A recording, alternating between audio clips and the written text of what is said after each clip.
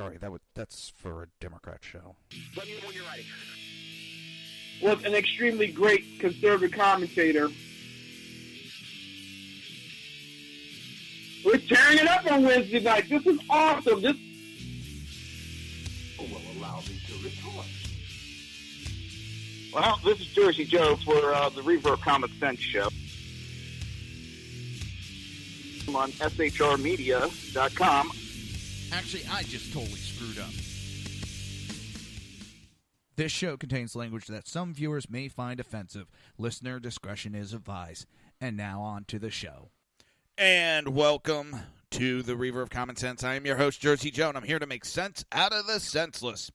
The Jersey Takeover is here. We have expanded to 2 hours every Monday through Friday, 9 p.m. till 11 p.m. Eastern Standard Time. And if you want to watch a broadcast, it's easy. Just go to Reaver.one, that's REAVER.ONE, and click on the SHR TV button. You can also go to brain fart. Holy shit. Every day I do this in YouTube. That's right, YouTube. Search for SHR Media. And while you're there, don't forget to hit the subscribe button. Keep up to date on all the great shows we have going on. And last but not least, you can go to Facebook. That's right, you can go to Facebook and just search for Reaver of Common Sense. How's everybody doing? Today is Wednesday. Don't forget, we will have Sackhead's radio show at 11 o'clock Eastern Standard Time. But, of course, I know everybody's here for me. Everybody just loves me. They don't want to see those bums, especially that Massachusetts bum. Oh, I'm going to hear it later. I know I will.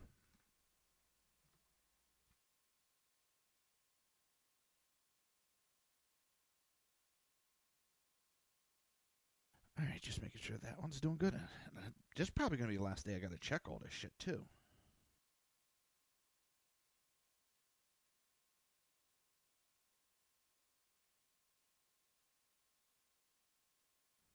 I think it's going to be pretty good. It's so far everything's coming up roses.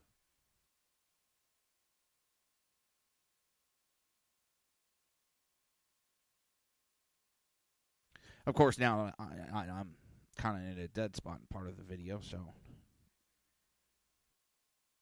there it is. It's good to go. We are aces. I don't think I'll have to check on it anymore. Just hit or miss. So we can get right on with the show. Oh my God. We're going to start the show right on time today. Holy crap on a cracker.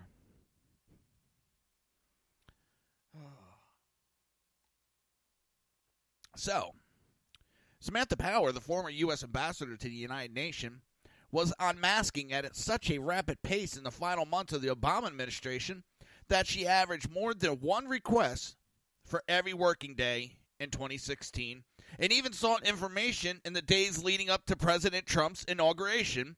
Multiple sources close to the matter told Fox. Two sources who are not authorized to speak on the record said the request to identify Americans whose names surface in foreign intelligence reporting, known as unmasking, exceeded 260 last year. One source indicated this occurred in the final days of the Obama White House. The details emerged ahead of an expected appearance by Power next month on Capitol Hill. She is one of several Obama administration officials facing congressional scrutiny for their role in seeking the identity of Trump associations in intelligence reports, but the interest in her action is particularly high. Well, a lot of this was done during the campaign. And even after. They were trying to get information on the campaign. And then once he won, they tried to get information to try to throw him out.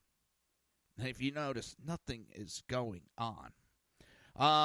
Mueller, he's really reaching now. I hear he's going back 10 years on Trump's financial records, which have nothing to do with his presidential run. Nothing.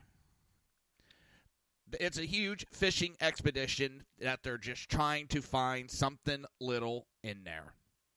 They're desperate. Obama administration broke God knows how many fucking laws the whole 8 year he was in there. He used his power to listen in on the Republican presidential candidate during the campaign. And I wonder how much of that information got back to Mrs. Hillary Clinton. This is worse, way worse than Watergate.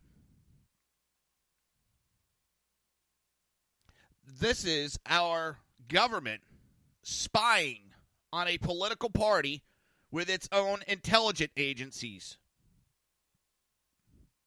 That is not what America does, people. That is not what America does. We do not spy on our political adversaries. That is what communists do. That's what dictators do.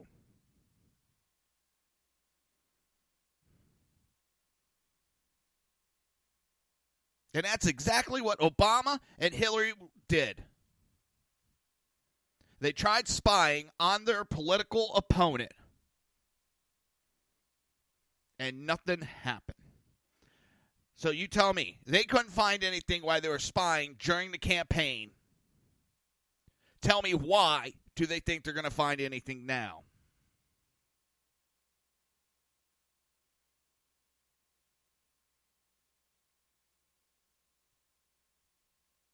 They're not. They are not going to find anything.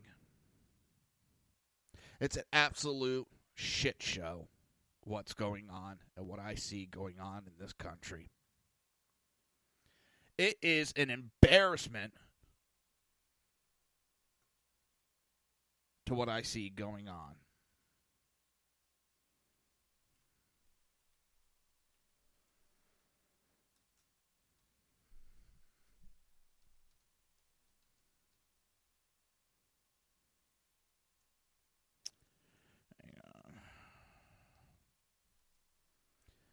Gotta download a video for later. Forgot to do it. I'm bad. I know. Trying to do 20 things by myself. Then the best thing is I was not goofing around. The parts came in for me to sharpen the knives with the belt sander. So I got doing those today. And, of course, I had to stick my finger. I had to. Fucking idiot I am. All right.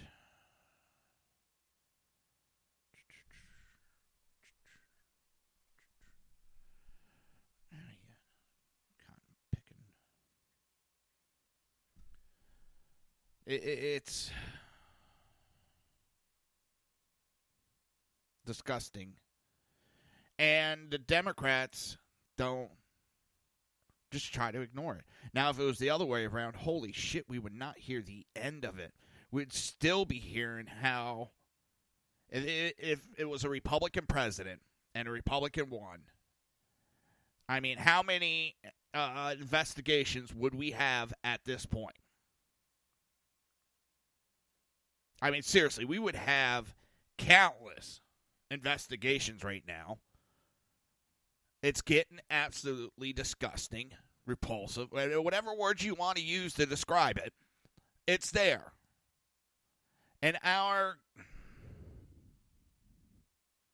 what pisses me off even more is the GOP sits there with their fucking thumbs up their ass, not doing anything about this. Oh, it's not good. You shouldn't have done that. I think I got the microphone. Seriously, where is the balls? Seems GOP has lost them.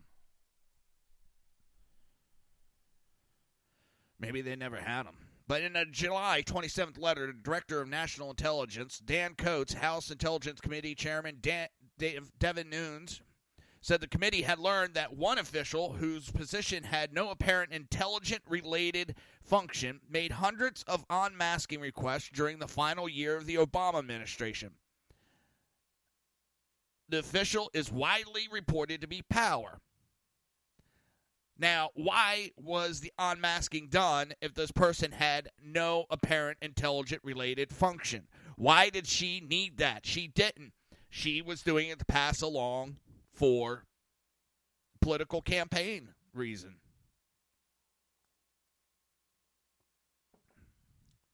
During a public congressional hearing earlier this year, Republican Representative Trey Gowdy of South Carolina pressed former CIA Director John Brenner on unmasking without mentioning Power by name.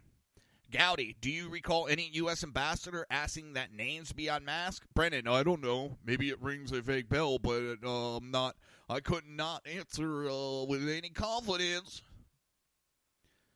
Gowdy continued asking on either July 19th or up till noon on January 19th or up till January 20th, did you make any unmasking requests? I don't believe I did.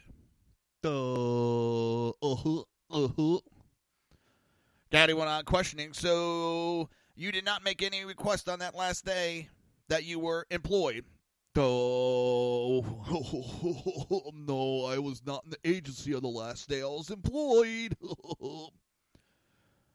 Brenner later corrected the record, confirming he was at the CIA headquarters on January 20th, even though he stated in sworn testimony, no, I was not at the agency on the last day I was employed.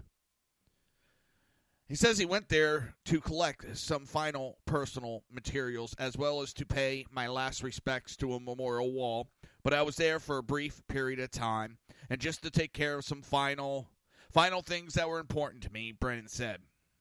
Yeah, like unmasking American citizens that were illegally wiretapped. This is the same John Brennan that's lied to the American people. God knows how many times. 3 of the nation's intelligence agencies, that's questioning a lot, intelligence, received subpoenas in May explicitly naming 3 top Obama administration officials, former National Security Advisor Susan Rice, Brennan, and Powers. Records requested for Ben Rose, then President Obama's advisor, but the documents were not the subject of a subpoena.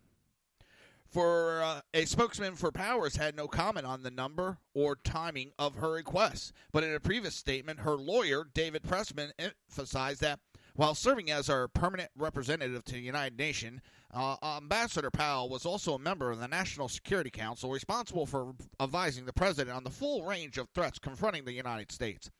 Any insinuation that Amanda Powell was involved in leaking classified information is absolutely false. What do you expect from a fucking lawyer? Yeah. I represent Power, and yeah, she leaked information. Yeah, she unmasked people, but no, she sent it to. And what the fuck do you? Of course, they're gonna say that crap. I don't even know why they ask these questions. It's just like a standard textbook answer.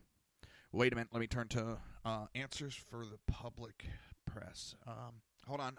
I lost my marking in my book. Oh, here it is. Yeah. Any insinuation that Ambassador Powell was involved in leaking classified information is absolutely false. Okay. Yeah, that's what I got to say. It's same shit. All the roads keep leading up to Obama's administration, the personnel, all the shit keeps piling up in front of them. But we're innocent. We didn't do nothing. We didn't do nothing. Sounds like the Democrat motto.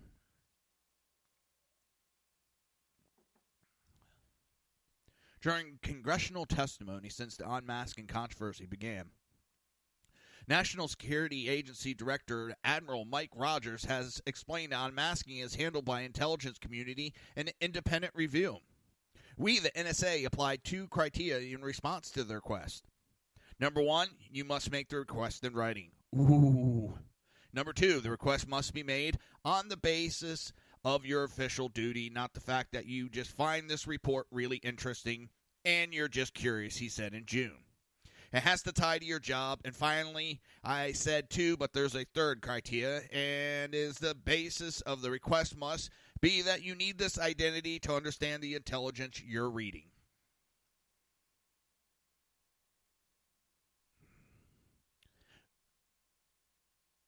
Obama turned our intelligence agency away from ISIS, away from our enemy, and turned it on his true enemy, the American people,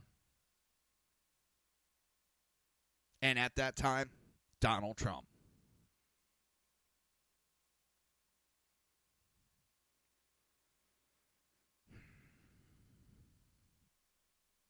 Now, previous UN ambassadors have made unmasking requests, but it has been told that the number is in the low double digits.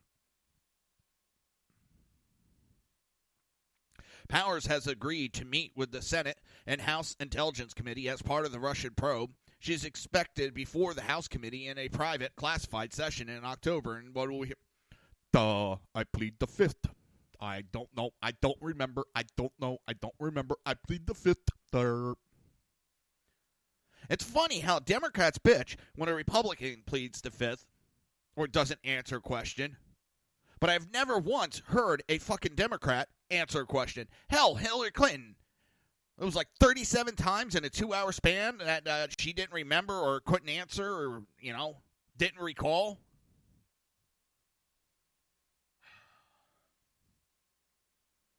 Then they wonder why us Americans are getting pissed at this shit. Our government is a goddamn joke. Republicans are helping it along the way. They're in that clown car too. McConnell, Paul Ryan, Pelosi, Schumer, they're right in the front of that car. What is this?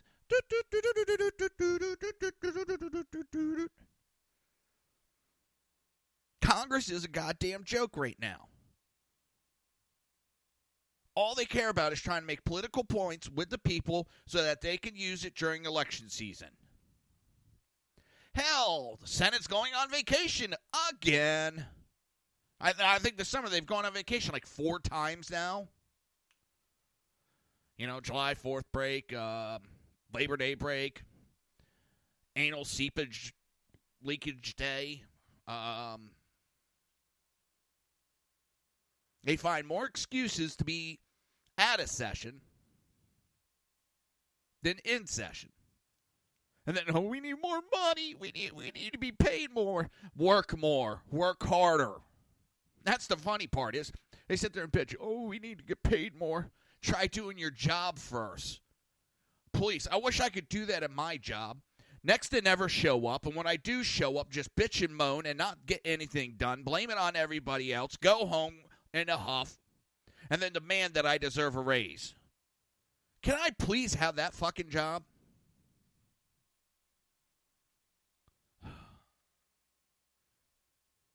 Hey, Sackhead Sean, Sackhead Clint, I want less hours on my show, more pay. I want you doing 3/4 of my shows. Yeah, I'd get laughed at. Laughed out right off the air.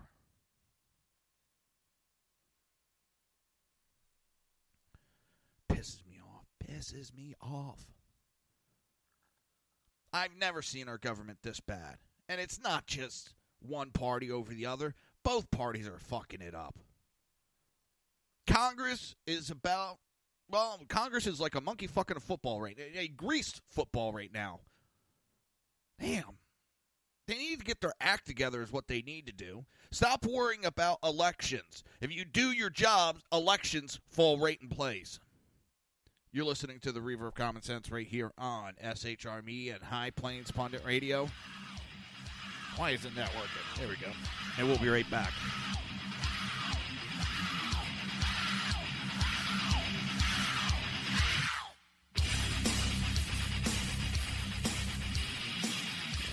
Conservative media done right. You're listening to the SHR Media Network. Breaking news. According to the latest report coming out of SHR Media, a merchandise store to support both the Reaver of Common Sense and SHR Media has just been unleashed to the general public. Be forewarned that this site can be contagious and numerous items can be purchased to support the best news programming. Go to Reaver.one website and click on the store link to check out the merchandise.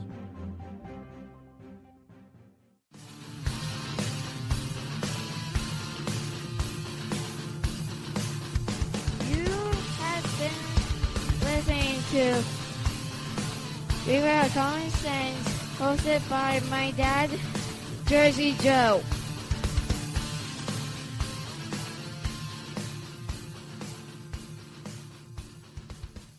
Featuring right thinking from a left brain and doing the job the American maggots won't. BZ is fundamentally changing America one diaper at a time. Just when safety pin manufacturers are running out of metal for the diapers of the leftists, where the speech is free, but the drinks are not. The Bloviating Zeppelin's Berserk Bobcat Saloon can be heard every Tuesday and Thursday night, commencing at 11 p.m. Eastern and 8 p.m. Pacific, where pushback is a requisite art form in and of itself. Let your ossicles be truly liberated when you listen to the Bloviating Zeppelin's Berserk Bobcat Saloon, only on SHR Media Network. No ferrets were harmed in the making. In a world controlled by corrupt politicians, You got a business. That you didn't build that. a team of ordinary men emerge from the ashes to give voice to the voiceless and hope to the hopeless. Sackhead Sean, Dude, I'm not saying cop for the stupid pro. Sackhead Clint, All good friends of ours usually show up drunk. also starring Sacco as the producer. I'm a little bit drunk, 'cause I'm drinking. They are the Sackheads Radio Show. Every Wednesday at 8 p.m. Pacific on shrmedia.com. Hey, it's Sean from the Sackheads Radio Show, also one of the owners here at the SHR Media Network. Are you opinionated? Have you ever wanted to do your own show? Have you ever heard somebody like the Sackheads and go, yeah, I could probably do that better? Well, now's your chance. Send me a 5-minute clip at sackheadsradio@gmail.com, and maybe you can be part of the SHR broadcasting team. sackheadsradio@gmail.com.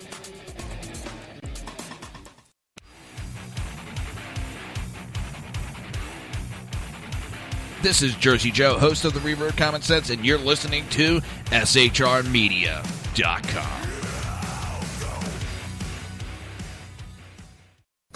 Times are dark.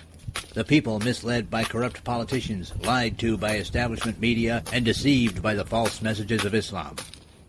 A nation in confusion needs a guide. It needs a man with a cane. I'm Dave Milner. Join me on Spreaker, SHR Media, High Plains Talk Radio, Live Rebooting Liberty, and YouTube for a unique brand of commentary on the unpleasant blind guide. Because truth is not always pleasant.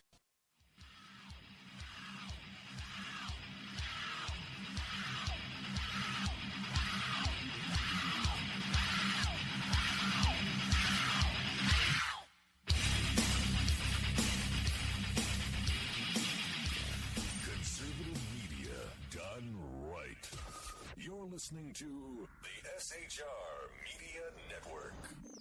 This show contains language that some viewers may find offensive. Listener discretion is advised. And now on to the show. And welcome back to the Reaver of Common Sense. I'm your host, Jersey Joe, and I'm here to make sense out of the senseless. Sometimes it's a pain in my ass trying to make sense out of all this crap that's going on in this world. Let's see. Jerry Brown. California is protecting the hardworking, undocumented immigrants of Washington, D.C., from Washington, D.C. xenophobia. Oh.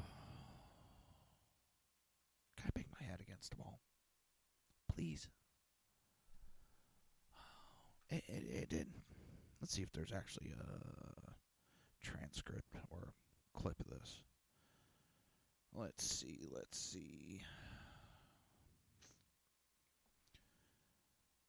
I really don't want to talk about this because I'm getting sick and tired of their propaganda that they push in this crap. The undocumented immigrant. Jerry. You need an English lesson. You really do. Where the hell did that come from? There it is. Let's see if there is. I mean, of course he was on CNN. Yeah, there is one. Let me get that. So, what is it? Jerry. I knew there was a second one I needed.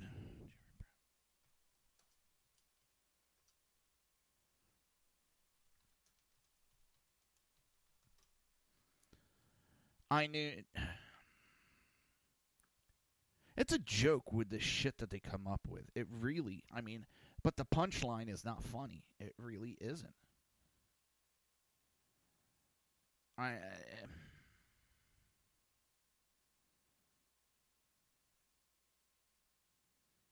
it.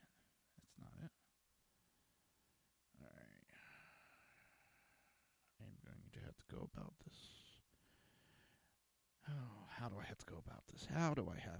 Let me count the ways.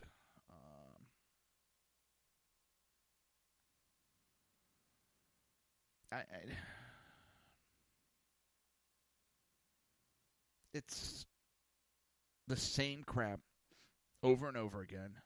The same crap.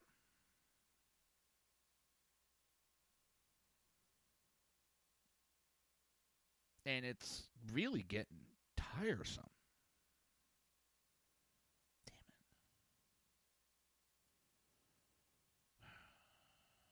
They really got this embedded good. Assholes.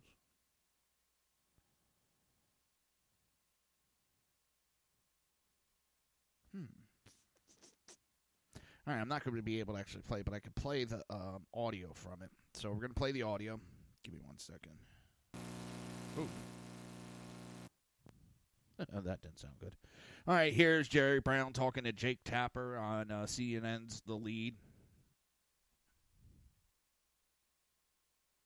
The U.S. Joining me now is one of those critics, California's Democratic Governor Jerry Brown. Governor Brown, thanks so much for joining us. Appreciate it. Okay, thank you. Glad to be here. So yesterday you suggested President Trump's approach to North Korea was, quote, stupid and dangerous and silly. I know you don't care for the term rocket man about Kim Jong-un, but to play devil's advocate, sure. Is it not possible that this tactic might work because everything else has failed with North Korea, from Clinton to Bush to Obama, who tried it the diplomatic way?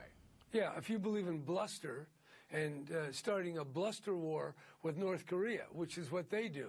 And what are we supposed to do, Jerry Brown, you jackass? Give them more fucking money?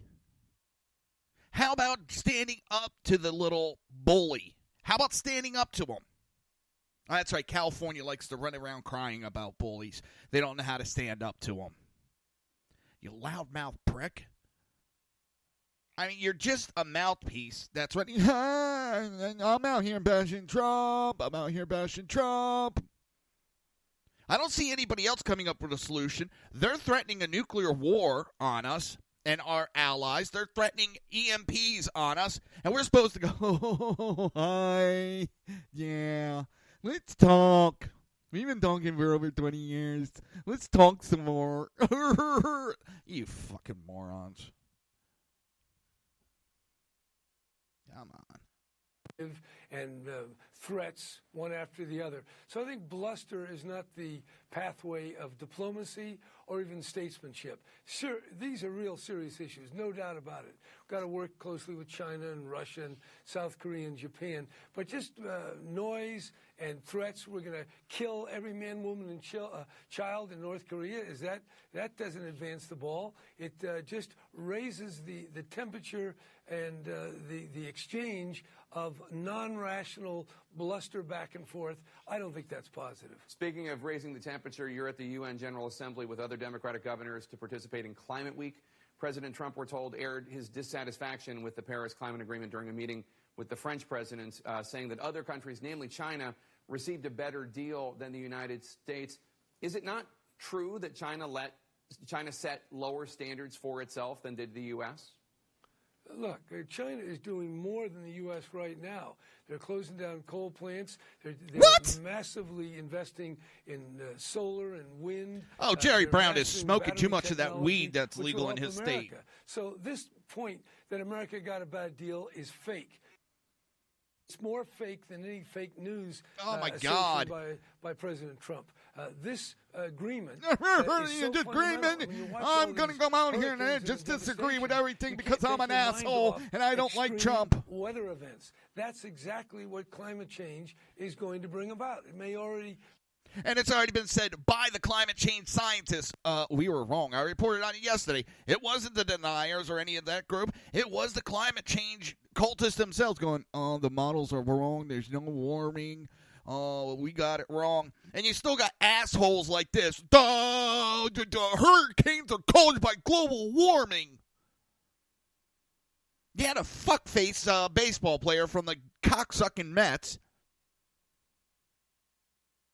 talking about how these hurricanes were karma for Trump backing out of the climate change and climate change causing. Fucking hurricanes have been around for hundreds of God knows, probably since the dawn of time. And now these assholes, oh, look at that. We're going to do some fear-mongering. The scientists are even going, shut your mouth. Even the scientists that are backing global warming is going, shut your mouth. You're making it worse on us, asshole. And I'm being serious. They're out there telling them to shut up because it's making them look worse. It's making them look bad.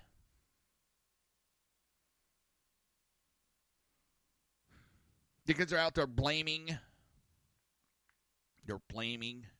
this fictitious cultist idea of global warming. We've had hurricanes. We've had multiple bad hurricanes. Maybe this is the worst year. Big deal. It happens. Florida hasn't got hit in a while.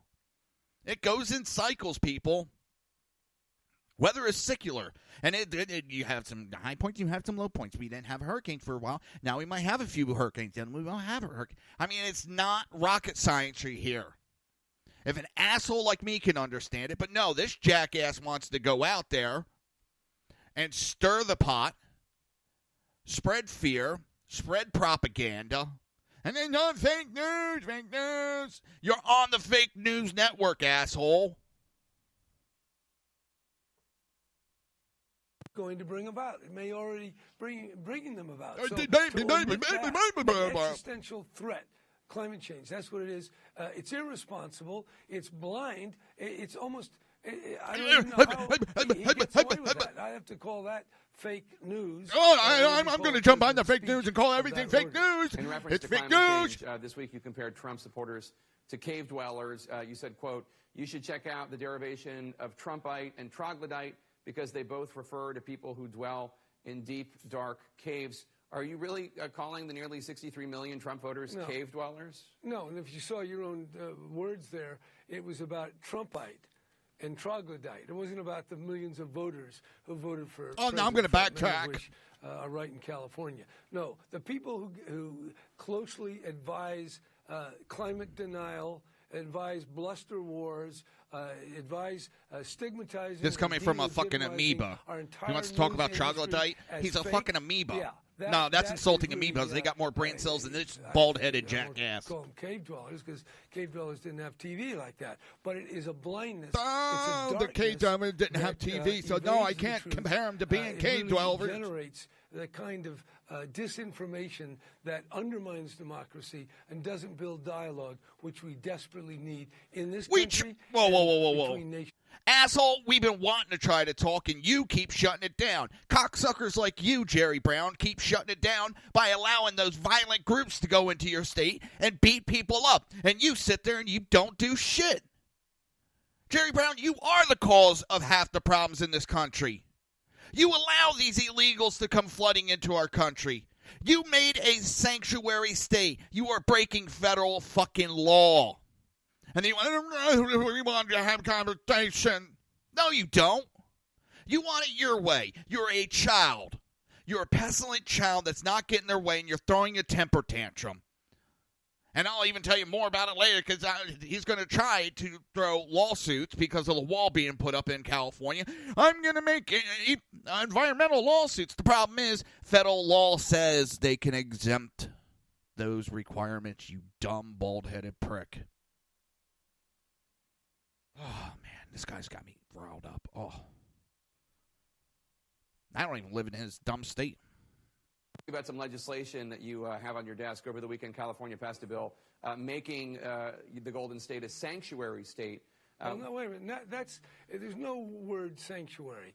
This is a bill to have the immigration do their own work and not attempt to conscript state officials into being part of the immigration service. It does allow close cooperation on data, on drug busts and drug raids, and also working with the immigration service, whether it's from our prisons or from the jails when you're dealing with serious criminals. So it protects public safety, but it also protects hardworking people who contributed a lot to California.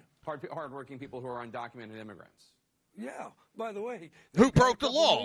Working our agricultural industry, our hospitality industry, our construction industry. Remember that. Remember the Democrats pre-Civil War picking cotton, picking their fruit. And what do you hear from Democrats now about illegal immigrants? How they want to keep them? Same shit. Hearing the same lines from Democrats. Cultural industry, our hospitality industry, our construction industry, they'd be in deep trouble without those same people. And that's why we need immigration reform, not bluster, not rhetoric. You know, you probably got some bank robbers, some crack dealers. You probably got some murderers that are working in those same jobs. Are you protecting them too? I mean, they're being a positive to society. Oh, that's right. You're paying gangbangers. You want to pay gangbangers not to commit crimes. This is how jackassery of a fuckwad that state is with its government officials. And I don't like to label the whole state like that because there is some conservatives in there. And it's a joke that state has turned into. Mr. Moonbeam Jackass. Oh,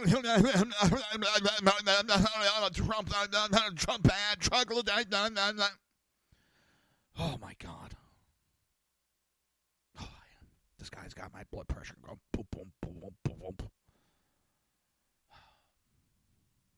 This kind of xenophobia that we see too much of coming out of Washington. And too much racism coming out of California. Because, as I said, Democrats said before, you do away with slaves, who's going to pick our cotton? Now it's you do away with illegal immigration, who's going to pick our fruits? One plantation to another. They went from black people to brown people. Washington. Do you think that complying with federal immigration laws it's optional? Because that would be the counter argument. No, and we comply with immigration laws. We're not soldiers of Donald Trump or the Federal Immigration Service. We have our own laws to arrest criminals, to give them a jury trial, and then to provide appropriate punishment. That's our job. Now, and they broke the law, you asshole! Come over to our jails. They can interview people. They can pick up people that they think are appropriate. But don't tell California to do your work. In fact, there are many cases of people who the Immigration Service said they wanted, and they don't even show up to come to get them. So this is a well-balanced bill. The police chief of Los Angeles supported it. There's a number of law enforcement officials who said it was a much better piece of legislation than what was originally introduced and which got the name Sanctuary City or Sanctuary State. Another piece of legislation passed in the California State Legislature Friday would require presidential candidates to release their 5 most recent years of tax returns in order to be able to get on the California ballot. President Trump has, of course, infamously refused to release Oh, his my returns. God. He They're says on the he's tax under return audit. again. Oh, my God. You also have not released your tax returns. Do you plan to Well, sign? actually, I did release them in my earlier campaigns. This time around, my opponents wouldn't do it, so I didn't either. Oh, whoa. I want to read it. No. If you want to make a law like that, you need to be releasing your tax return. None of this shit. Well, my opponent didn't, so I didn't. No. You didn't. You're trying now to hold someone else to a higher standard. This is the joke that is the fucking Democrat Party. You're listening to the Reaver of Common Sense right here on SHR Media and High Plains Pundit Radio, and we will be right back.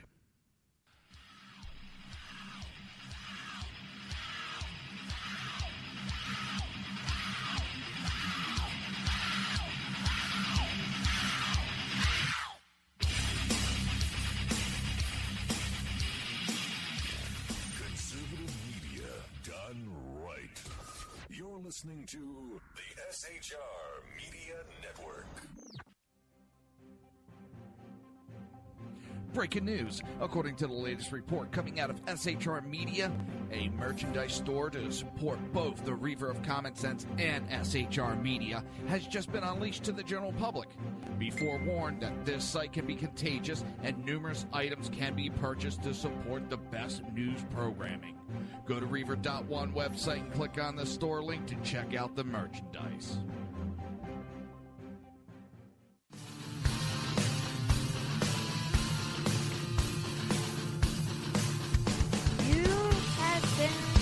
Listening to Reaver of Common Sense, hosted by my dad, Jersey Joe.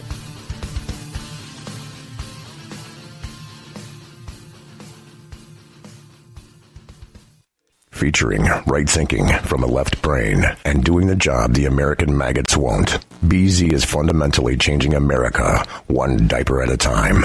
Just when safety pin manufacturers are running out of metal for the diapers of the leftists, where the speech is free, but the drinks are not. The bloviating Zeppelin's Berserk Bobcat Saloon can be heard every Tuesday and Thursday night, commencing at 11 p.m. Eastern and 8 p.m. Pacific, where pushback is a requisite art form in and of itself. Let your ossicles be truly liberated when you listen to the bloviating Zeppelin's Berserk Bobcat Saloon, only on SHR Media Network. No ferrets were harmed in the making.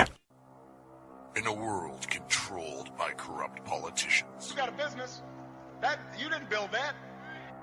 A team of ordinary men emerge from the ashes to give voice to the voiceless and hope to the hopeless. Sackhead Sean. Dude, I'm not saying coffee is stupid, bro.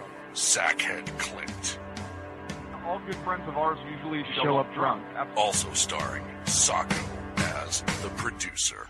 I'm a little bit drunk, 'cause I'm drinking. They are the Sackheads Radio Show.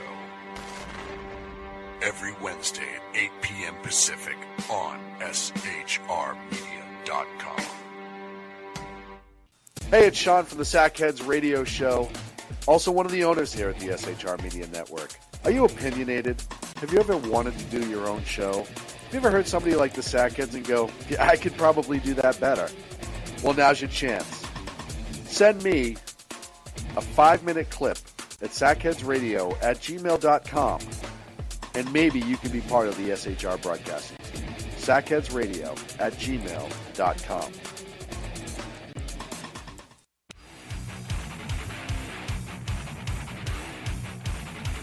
This is Jersey Joe, host of the Reaver of Common Sense, and you're listening to SHRmedia.com.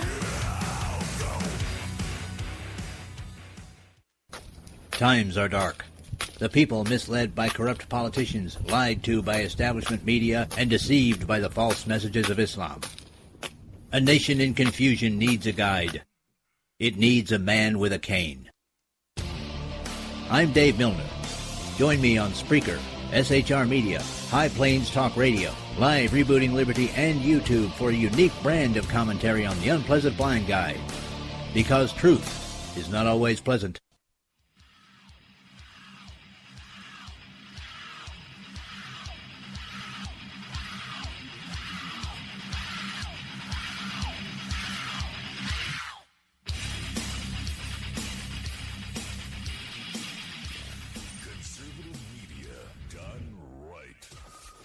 listening to the SHR Media Network. This show contains language that some viewers may find offensive. Listener discretion is advised. And now on to the show. And welcome back to the Reaver of Common Sense. I'm your host, Jersey Joe, and I'm here to make sense out of the senseless. If you want to watch a live stream, just go to Reaver.1 and click on the SHR TV button. You also, while you're in there, once you go there, you'll also be in the chat room. Or you can go to YouTube, search for SHR Media. While you're there, hit the subscribe button. I'm going through the ad dividing. Facebook, search for Reaver of Common Sense. Don't forget to hit the like button. Now, I know the last segment, my audio might have got a little wonky there because I was doing a lot of yelling. I apologize. It's just, he pisses me off. It really does. And it's not because he's attacking Donald Trump, just the crap he says and pushes. And they don't know when to shut up sometimes and back off. Just because California is accepting all that crap doesn't mean the American people are going to accept it. A lot of us are getting tired of it. We're getting tired of being told what to think, what to say, what to do, everything. We're supposed to be a free country with a free mind.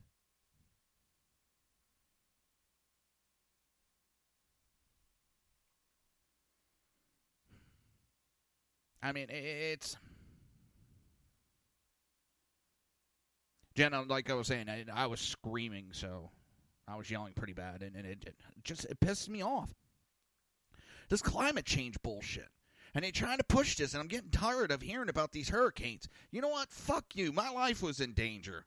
This had nothing to do with Trump, the Paris Climate Agreement. Had nothing to do with this make-believe Disney World bullshit of global warming.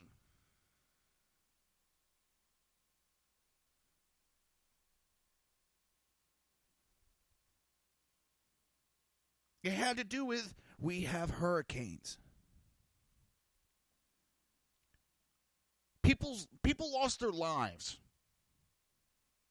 And the problem is these assholes actually think they can control the weather. And the weather should be the same day to day, year after year. And that doesn't happen.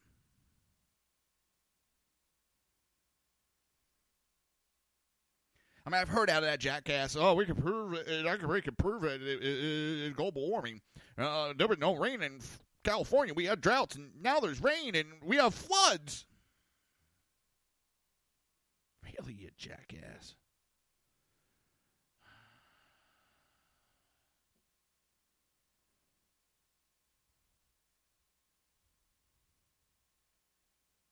Oh, my, and this next one is not going to do me any better. Oh, no. I know it's not.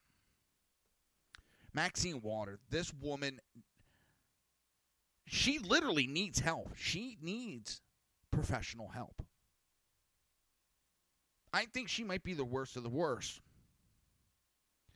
Let me set the backdrop. She's giving it a eulogy at her friend's funeral. A eulogy at her friend's funeral. When she goes into a tirade, viciously smearing the president. Let me tell you, that could be my best friend. And if at a wedding, a funeral, you're going to get up and you're going to do that crap, I would have stood up, walked over, and punched your teeth right down your throat. If you want to be disrespectful,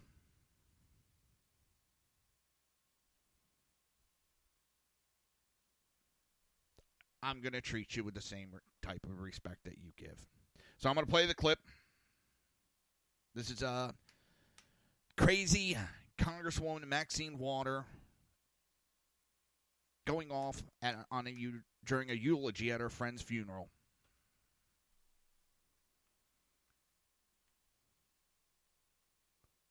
Oh, crap on a cracker. I gotta wait a minute. I gotta start all over again. I'm sorry. I goofed up. I forgot to turn this on. All right, now I'll go. I wish I could sit with Dick because I've got work to do. I'm cleaning out the White House. She's cleaning out the White House. She ain't doing shit. We're going to sanitize the White House.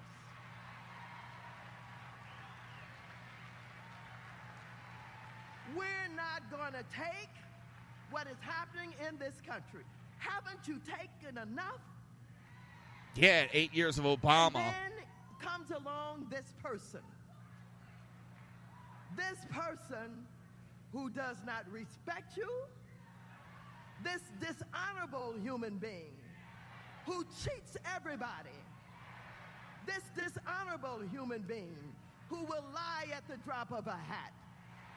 This dishonorable Chuck human Schumer? being who have the alt-right and the KKK and everybody else inside his cabinet. No, that would be the Democrats, you crazy broad. This dishonorable human being who can criticize everybody but Putin and Russia. Did he collude with Russia? I bet you Dick Gregory would tell me, yeah, he did it. Not only are we going to clean out the White House, we're going to take back the house that slaves built. And I know.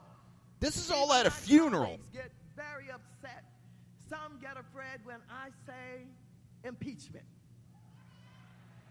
This is a funeral, people. When I get through with Donald Trump, he's going to wish he had been impeached. Yeah. And all she's done is gone out there and I am so offended by him, and I love my people so much. I'm offended by you. I'm not put up with it. I'm going to say impeach 45. I say impeach Maxine Waters. 45 every day. Impeach Maxine Waters. Every day. That woman needs help. That was a funeral, people. A funeral. But remember, she wants to sit with Dick. I'm sorry, that's the first thing she said, and I almost started laughing that she wants to sit with Dick again. I don't know if Dick wants to sit with you, honey. I know mine doesn't. And if I was Dick, I would have sat up in my coffin and told that. Oh, I'll refrain. See you next Tuesday. Can't understand normal thinking. To shut up and get off the microphone. That is a funeral. Not a pulpit for political bullshit.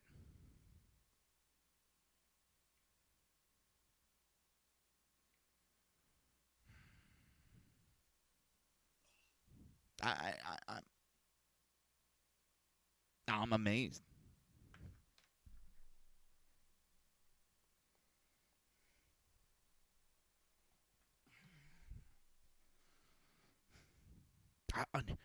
How many people would go to... Who the hell goes to a funeral is more worried about politics than their supposed dead friend?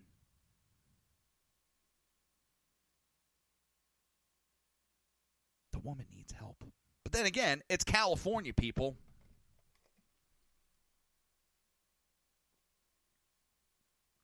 It's California.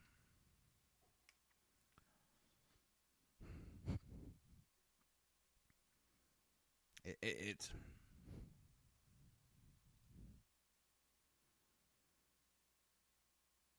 I mean, the only KKK Trump, impeachment. Show me one member that's KKK. Show me. Don't just say that they're in the KKK. Prove it. Prove it. Prove your accusations where you're running your flippant gums nonstop. You can't. The only thing the Democrats can do is throw out false accusations and hope some weak-minded person believes them. She's cleaning out the White House. Please.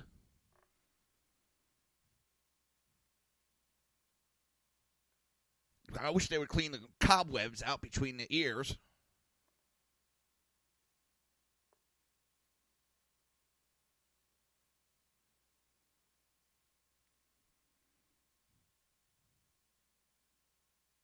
And what's funny is she sits there and talks about how you were getting taken, how the things were bad. And she goes, and then comes along this person. She just bashed Obama. That's the funny part. And show me who the fuck is he cheated? And you want to talk about lies? You are a fucking politician. That's all you do. I have not heard you tell the truth once, woman.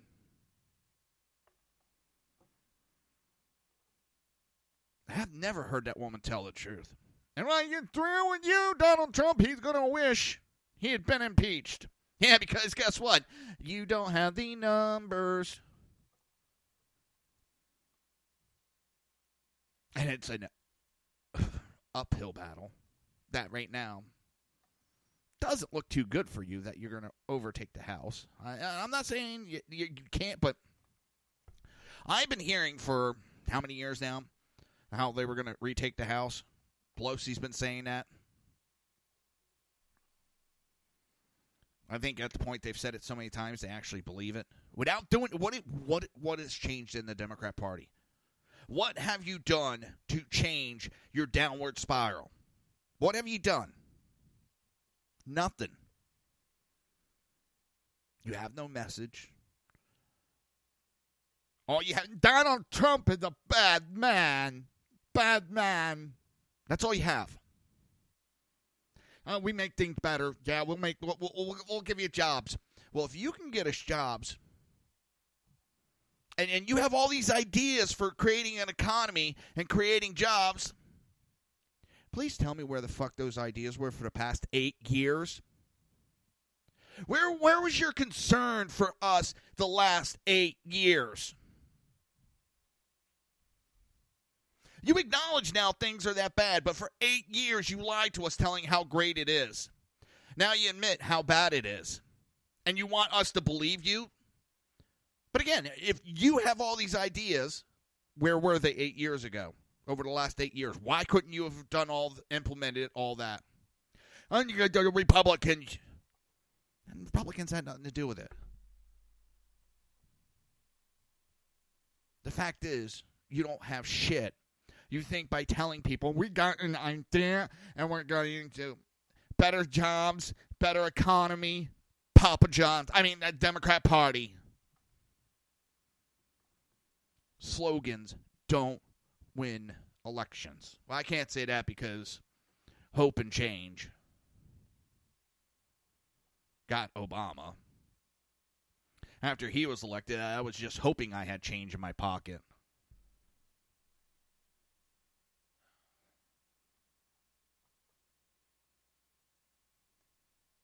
I'm flabbergasted by this woman. That West Coast is, oh my God. And this is why I don't know if we can ever come back together as a country. I hope I'm wrong. But there's such a divide. The Democrat Party has been so divisive. They keep telling us we're divisive. We're trying to talk. We're trying to come back together. And they just want to keep everything apart. They're the ones that talk about hate. They're the ones that talk about how evil we are. And if we don't agree with them, how we're despicable and we're deplorable. They're the ones that are doing it, not us. Sooner or later, we're going to get tired of it. And it's not going to be pretty. And it's not a threat. I'm worried about that. But can we come back together as a country, to one whole country? I don't know if we can. There's too much divide. Democrats have created such a divide in this country that I don't think we can come back together. It would take a goddamn miracle for everybody to come back together. You would have to de-educate from the propaganda they have been taught. I'm going to see if I have that article up. If not, I'm going to bring it up after the break. A woman that was living in California, and she swore she would never move into a red state, and she moved into one. and she contacted her friends afterwards. She's loving it. And she's admitting everything that she was taught is a lie. But we'll talk about that. I'll try to find it for after the break. You're listening to the Reaver of Common Sense right here on SHR Media and High Plains Pundit Radio, and we will be right back.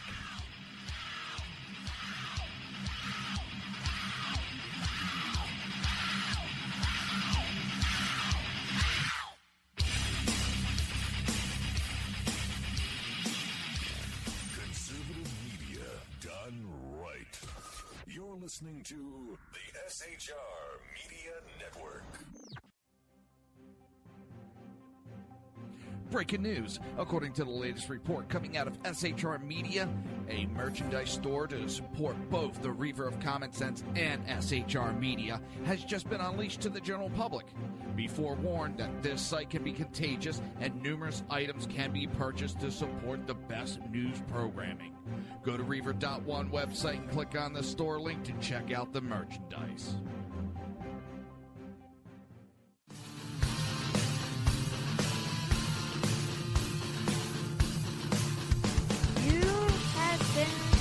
Listening to Reaver of Common Sense, hosted by my dad, Jersey Joe.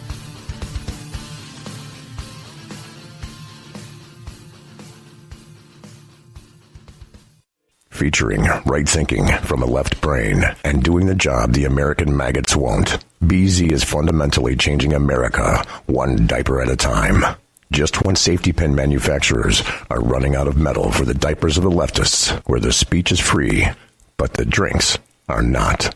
The Bloviating Zeppelin's Berserk Bobcat Saloon can be heard every Tuesday and Thursday night, commencing at 11 p.m. Eastern and 8 p.m. Pacific, where pushback is a requisite art form in and of itself. Let your ossicles be truly liberated when you listen to the Bloviating Zeppelin's Berserk Bobcat Saloon, only on SHR Media Network. No ferrets were harmed in the making.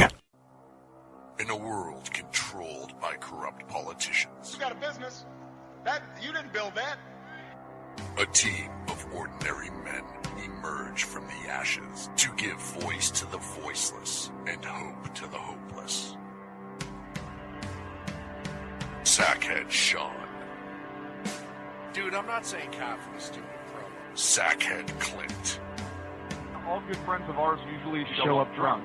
also starring Sacco as the producer. I'm a little bit drunk, I'm a little bit drunk, 'cause I'm drinking. They are the Sackheads Radio Show. Every Wednesday at 8 p.m. Pacific on SHRmedia.com. Hey, it's Sean from the Sackheads Radio Show, also one of the owners here at the SHR Media Network. Are you opinionated? Have you ever wanted to do your own show? Have you ever heard somebody like the Sackheads and go, yeah, I could probably do that better? Well, now's your chance. Send me a 5-minute clip at sackheadsradio@gmail.com, and maybe you can be part of the SHR broadcasting team. sackheadsradio@gmail.com.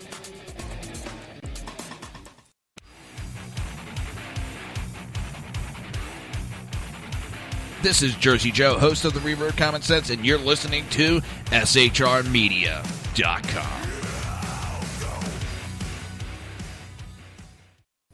Times are dark. The people misled by corrupt politicians, lied to by establishment media, and deceived by the false messages of Islam. A nation in confusion needs a guide.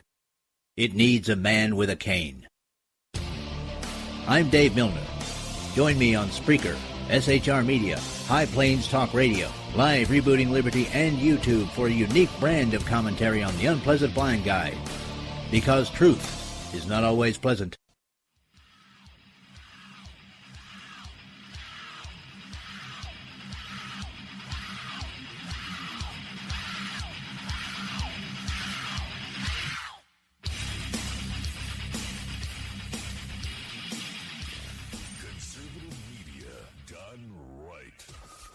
Listening to the SHR Media Network. This show contains language that some viewers may find offensive. Listener discretion is advised. And now on to the show. And welcome back to the Reaver of Common Sense. I'm your host, Jersey Joe, and I'm here to make sense out of the senseless. Don't forget, coming up top of the hour will be the Sackheads radio show, hosted by, of course, Sackhead Sean, Sackhead Clint, and BZ. They'll go over everything.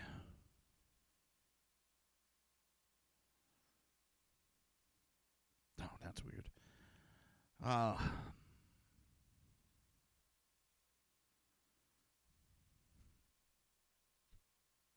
It's the liberals are just out of their mind right now. And I told you there's a woman.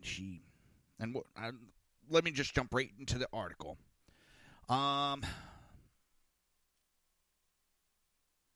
Flyover country, Bible Belt, Middle America, coastal elites, and liberal cities have all sorts of terms for red states. But they all seem to convey one message. Conservative areas of the country are somehow backward and should be avoided. That's the impression one California writer had about America's heartland. Leah Singer never imagined that she would end up in Trump country. When she moved to Indiana not long ago, her entire perception changed. In an editorial piece published last weekend in the Indianapolis Star, the author sent a clear message to a liberal friend back in California and throughout the country. You might be wrong about red states. I used to say I'd never move to a red state, and then I did, and it changed my life forever, Singer admitted.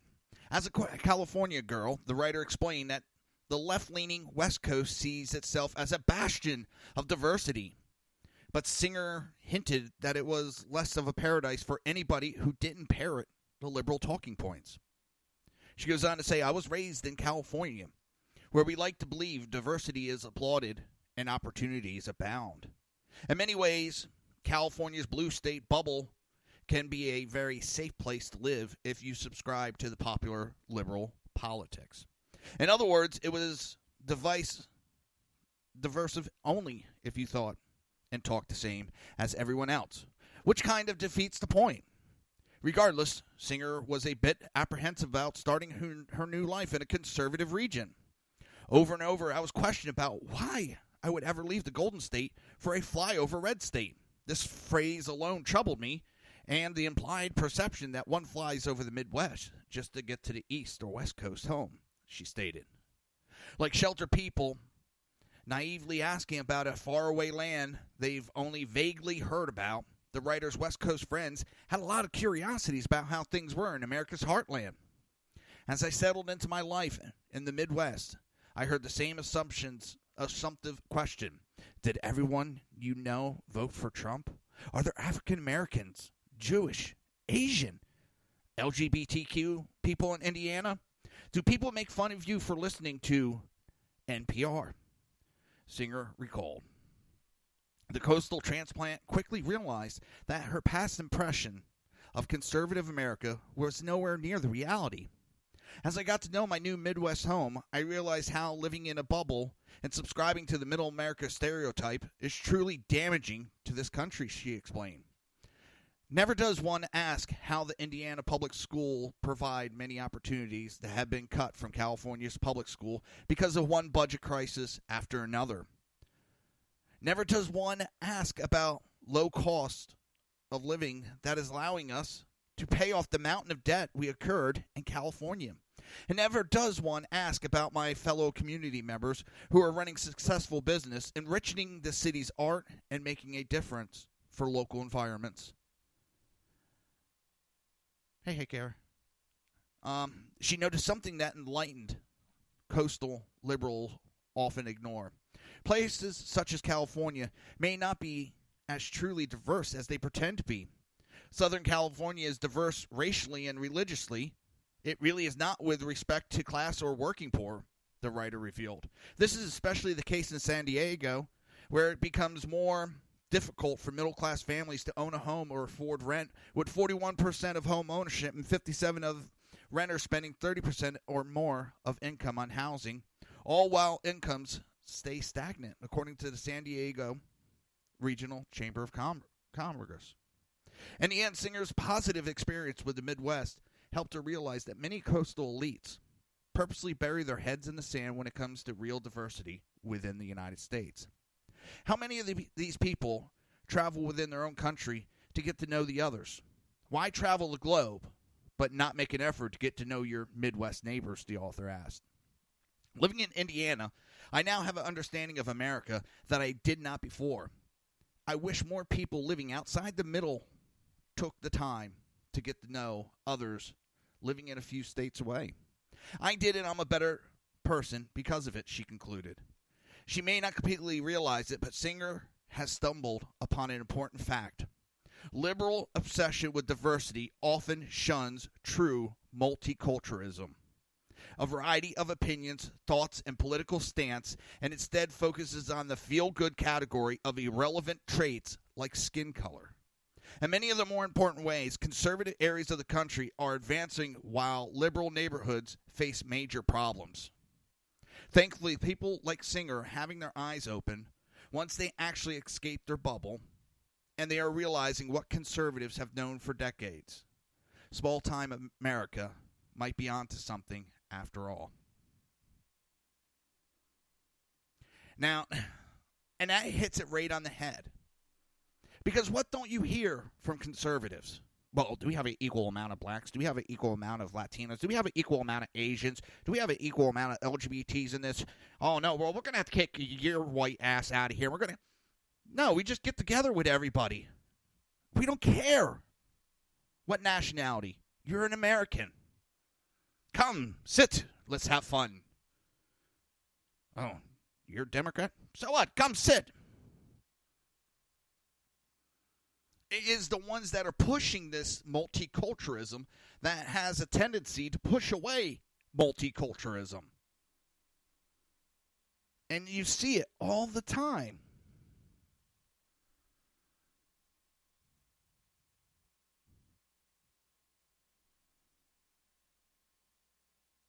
But they are so, of late, they're so ingrained with this divide. They're so ingrained with it. That's all they know. They're pushing their own demise almost. I mean, they've come full circle. And I wonder if this is the Democrat plans. They didn't want to give up segregation in the 60s, 50s, and 60s.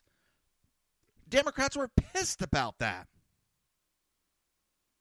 But now the Democrat Party has convinced these minorities that segregation is good for them to have. So now you got groups like BLM, we need segregation. We got Latinos, we need segregation. We need separate dorms. We need separate classrooms. We need separate living spaces. This is exactly what the Democrats wanted to begin with.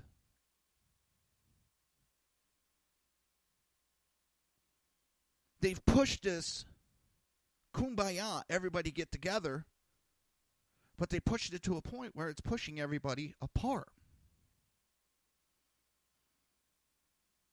And that's what conservatives just, it's not that they ignore and are part of racism. It's just not at that forefront where they're shoving it down your throat and then they end up pushing other people away. And I'll still say, and you can call me a racist for it. I don't care. Affirmative action is racism. And it endangers people. Yes, affirmative action actually endangers people. Because when you have fire companies, especially townships, counties, they got to be in that affirmative action and make sure they have so many equal. There was a story from someone I knew, and this is going back 80s. Been a volunteer firefighter for a good 10 years, I think it was. Passed one of the local fire tests. But it was a township job, so it fell within all the tests, the scoring and affirmative action. There was a lot of rules with that.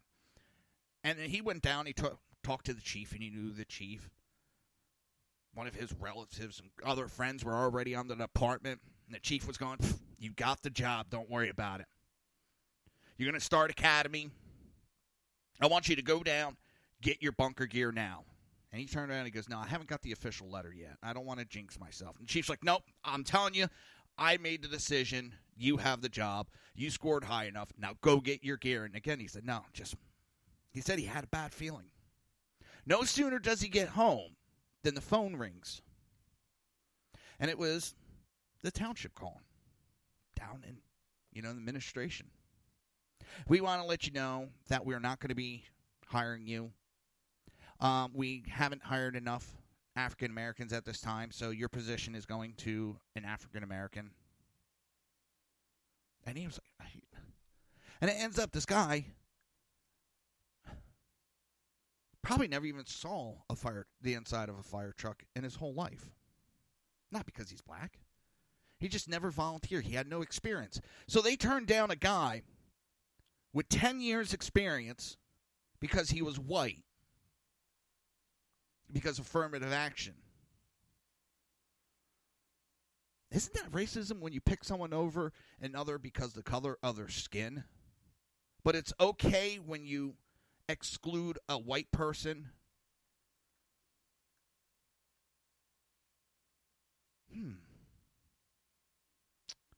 Seems there's some racism still going on. And that puts people at danger. And what happened not too many years later is that gentleman just happened to be a drug addict. He was able to pass the test at the time. And he ended up standing on top of one of our bridges, trying to jump off of it, high as a kite. And then, the city had to pay for his drug rehab and all that. And then after that, he ended up losing his job. But that put people at danger because you took someone who's never done that job and had no knowledge and didn't let them get the job. Or they got the job over someone that was experienced, knew the job inside and out. And I tell you that story because it's something that I know I've dealt with. I hate when you unscrew the water bottle tops and that piece stays attached.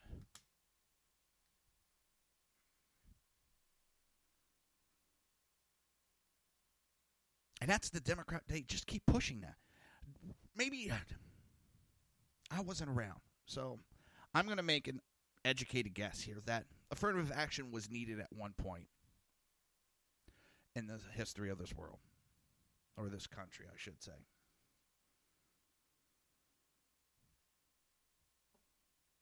But we need to go to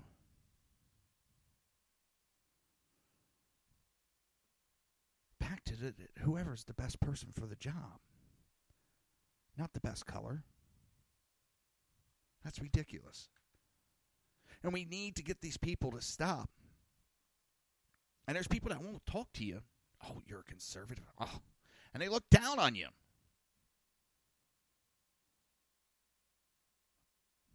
I'm worried. For Thanksgiving, I won't be on the air the week of Thanksgiving. My wife's grandmother passed away just recently, a couple months ago. And I was asked, "Are you going to come up for Thanksgiving this year?" And I usually don't because I have trouble with flying with my back and stuff. I said, "Yeah, I'm going to come up this year just because they want the whole family to get together in honor of Hanan." I love that woman. That woman was a great woman. But I'm like, holy shit. So now I got to go up. Me and my father-in-law, not viciously, me and my father-in-law get into it political. He's Democrat. I'm conservative. Then I have to deal with my brother-in-law. Is usually not that bad on that stuff. He doesn't get in the arguments. My sister-in-law, I don't know what she'll make her comments. But my brother-in-law's wife, that's going to be another story. And it's going to be myself versus that whole house. Because my wife doesn't get involved in politics. So it's going to be me versus 1, 2, 3, 4, 5 liberals. And I really don't want to get into it. I really don't. I try and ask my wife to ask that. Try not to do any political talk. I don't want to get into arguments.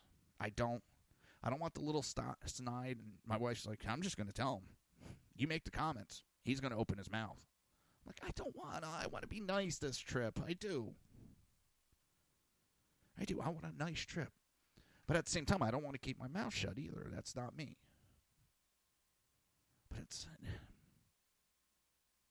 But I get why you want to be a conservative. And I don't understand.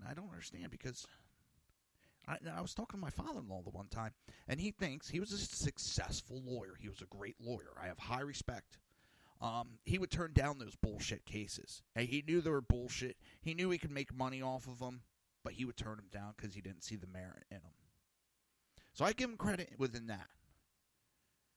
And he thinks because he was such a success, he rose up in the ranks in the firm he was in. Brilliant man. Brilliant. We got into a discussion. He thinks he has to pay a higher tax bracket because he was a success. He has to pay more money into the system because he was successful. I'm like, why should you have to pay more money? Because you worked your ass off. You busted your ass. He came from a poor family, too. He sold his blood, literally, to get through college. He busted his ass. And I know he did. And I have high respect for my father-in-law. I do.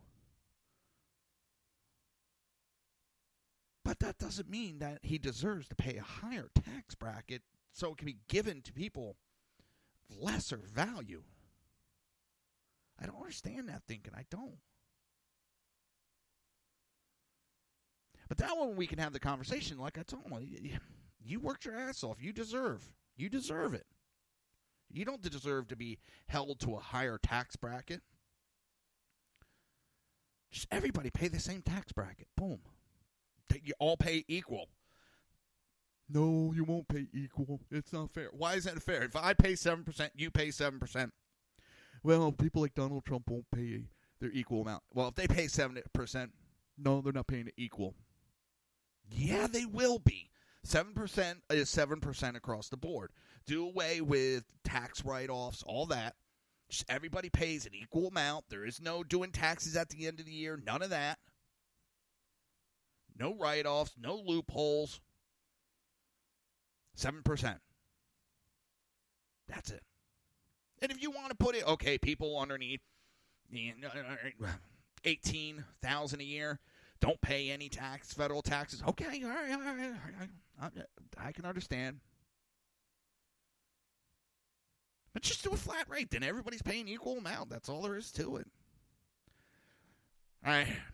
You're listening to the Reaver of Common Sense right here. Hopefully you heard me say hi, Carrie. Hopefully you did, because I did say earlier. I just been yammering on. You're listening to the Reaver of Common Sense right here on SHR Media and High Plain Pundit Radio, and we will be right back.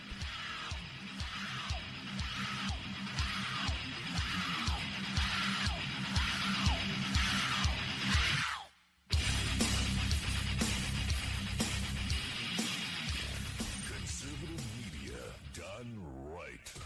You're listening to the SHR Media Network. Breaking news. According to the latest report coming out of SHR Media, a merchandise store to support both the Reaver of Common Sense and SHR Media has just been unleashed to the general public.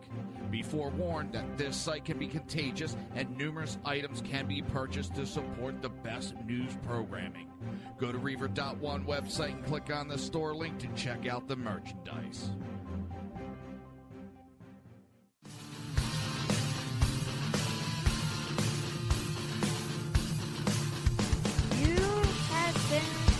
Listening to Reaver of Common Sense, hosted by my dad, Jersey Joe.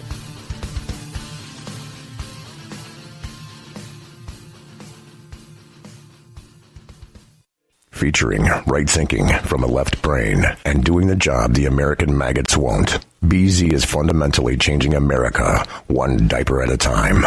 Just when safety pin manufacturers are running out of metal for the diapers of the leftists, where the speech is free, but the drinks are not. The Bloviating Zeppelin's Berserk Bobcat Saloon can be heard every Tuesday and Thursday night, commencing at 11 p.m. Eastern and 8 p.m. Pacific, where pushback is a requisite art form in and of itself. Let your ossicles be truly liberated when you listen to the Bloviating Zeppelin's Berserk Bobcat Saloon, only on SHR Media Network. No ferrets were harmed in the making. In a world controlled by corrupt politicians, You got a business. That you didn't build that. a team of ordinary men emerge from the ashes to give voice to the voiceless and hope to the hopeless. Sackhead Sean, Dude, I'm not saying half of the stupid pro. Sackhead Clint, All good friends of ours usually show up drunk. also starring Sacco as the producer. I'm a little bit drunk, 'cause I'm drinking. They are the Sackheads Radio Show. Every Wednesday at 8 p.m. Pacific on shrmedia.com. Hey, it's Sean from the Sackheads Radio Show, also one of the owners here at the SHR Media Network. Are you opinionated? Have you ever wanted to do your own show? Have you ever heard somebody like the Sackheads and go, yeah, I could probably do that better? Well, now's your chance. Send me a 5-minute clip at sackheadsradio@gmail.com, and maybe you can be part of the SHR broadcasting team. sackheadsradio@gmail.com.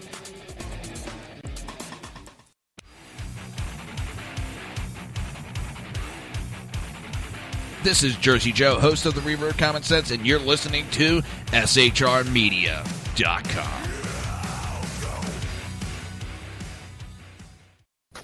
Times are dark.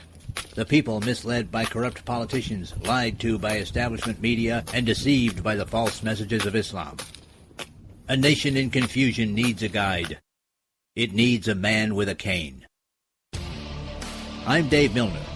Join me on Spreaker, SHR Media, High Plains Talk Radio, Live Rebooting Liberty, and YouTube for a unique brand of commentary on the unpleasant blind guide. Because truth is not always pleasant.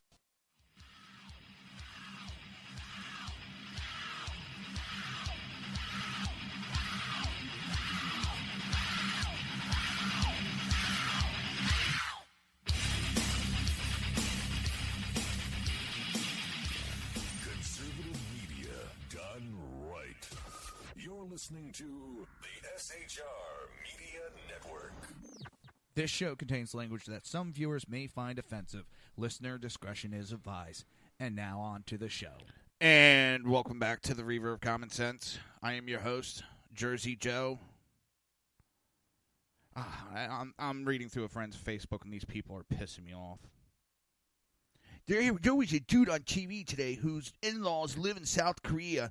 They're now worried about the crazy there. They're worried about the crazy here. And sorry, I can't support a grown man who calls names like a 10-year-old because he called North Korean leader Rocket Man. Oh, my God, it's so childish. Oh, these fucking liberals just piss me off anymore. Like I said, I guess we should just pay them off like we've done in the past. That worked out great. Jesus Christ. Called him Rocket Man. Big fucking deal. Now he's got the other leaders at UN that are calling North Korean leader Kim Jong-un Rocket Man. Jesus Christ. Not like, hey, look, it's fat boy round cocksucker. He called him Rocket Man. Get over yourself, these fucking liberals. Oh. So sick of it.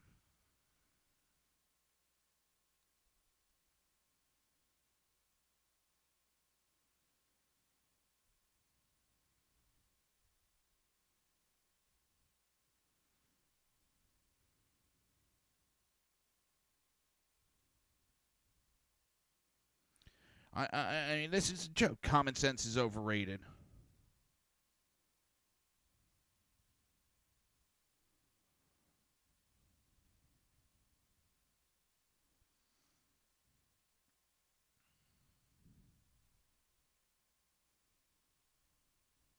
Hang on.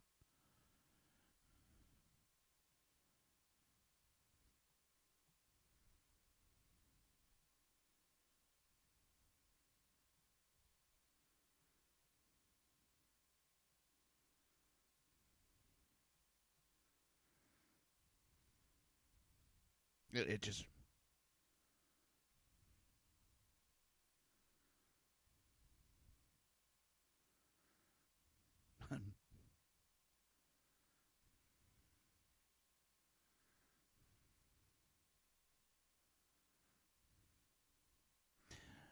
to ask him, I know maybe therapy would help.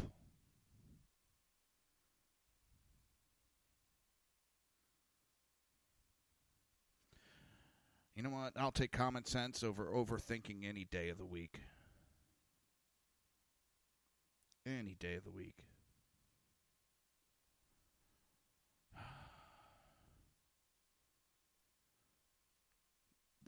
I'm just... Because Donald Trump's standing up to North Korea. Oh, let's do what Obama did. Let's pay billions of dollars for him not to create nukes. And what have they done?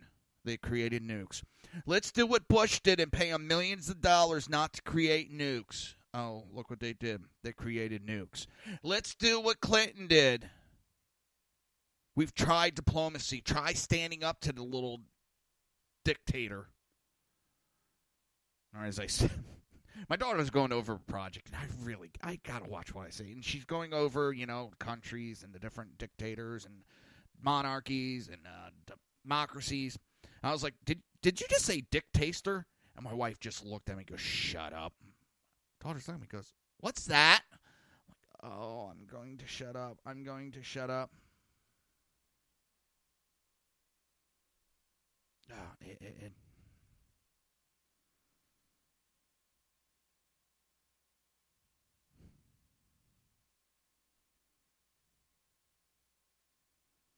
So overrated.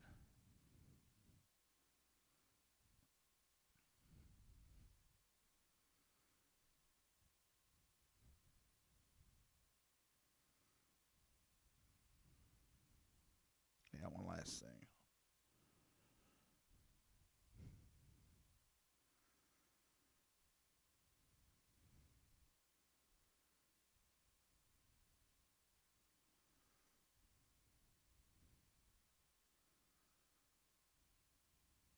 I'll deal with it later. It's just, I don't know. But this, wait till you hear this one, all right? Federal court ruling guts police ability to use guns. A federal appeals court ruled Tuesday that Seattle police can only use force proportionately to the threat they face, seriously damaging Seattle's police department's ability to use firearms. The ruling from the Ninth Circuit Courts of Appeal upheld the use of force reforms put in place by federal mandates under Obama administrations that require police to use only objective reasonable force proportionally to the threat or urgency of the situation, the Associated Press reports. The unanimous ruling strikes down a lawsuit filed by a group of more than 120 Seattle police officers in 2014 who claim that the strict reform infringes on an officer's right to self-defense and the Second Amendment. The city of Seattle has a significant interest in regulating the use of department-issued firearms by its police officer, Judge William Haysbrough, adding that the policy did not impose a substantial burden on plaintiffs' right to use a firearm. Seattle's police argued the new policies would cause officers to second-guess themselves before using firearms in life-threatening situations. The Seattle Times reported this hesitation and paralyzes prevented police from exercising their right to self-defense. Police further said that this hesitant or fear of using a firearm would result in a dramatic decrease in proactive police work to investigate and stop crime. This is the disarming of the American Police Department.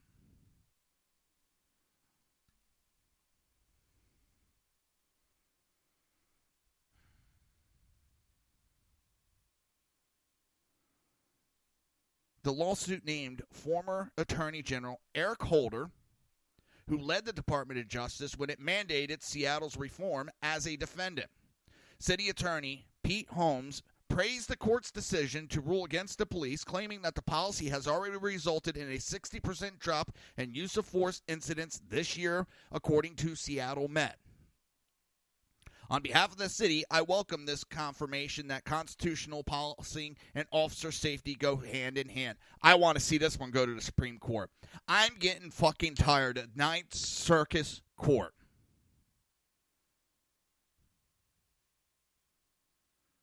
They are a goddamn joke anymore.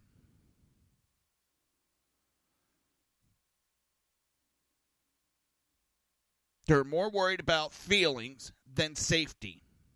And they're out to disarm the American police.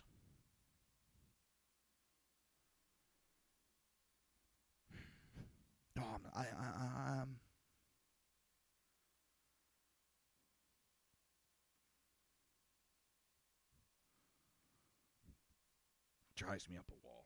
Drives me up a wall, it does. I mean, how can you...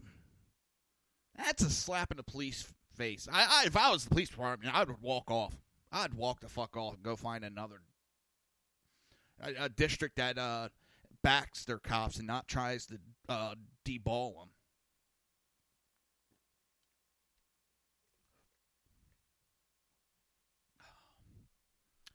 And no surprise, Washington Post gets it wrong on new gun legislators.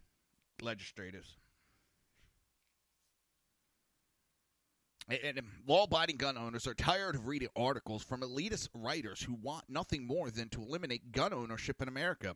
The latest example was Dana Milbank's September 11th piece, The NRA's Idea of Recreation, Assault Rifle, Armor-Piercing Bullets, and Silencers. All the time, they got to do it. They got to do it. Milbank's article about a new piece of pro-sportsman legislation, the SHARE Act, is littered with misleading and incorrect terminology to describe even the most basic firearm classification, revealing how little he actually knows about guns. His contempt for hunters, NRA members, and gun owners in general is made clear through his condescending tone and misrepresentation of facts. The piece was published in a number of anti-gun publications, foremost among them the Washington Post. When the NRA complained to the Post about the article, the Post declined to give NRA equal space to rebut Milbank's accusations, and then heavily edited a short 200-word letter to the editor they did not agree to publish.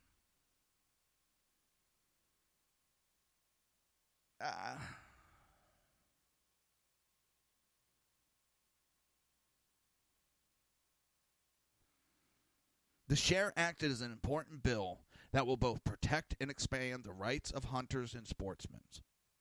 Millions of Americans enjoy our hunting heritage, and the Washington Post should treat them with respect, not condescension or condemnation. I can't speak tonight. All of a sudden, my tongue's gone. In the future, Mr. Milbank should try to act like a fair journalist, not an elitist advocate for gun control. I mean, there is no more journalists really anymore. There is no journalists. It's hard to find journalists in this country anymore. And most of these papers anymore, it's nothing but editorial pieces. And that's how they try to get around. Well, that's an editorial. That's an opinion piece. That's a... Oh, it drives me up a wall.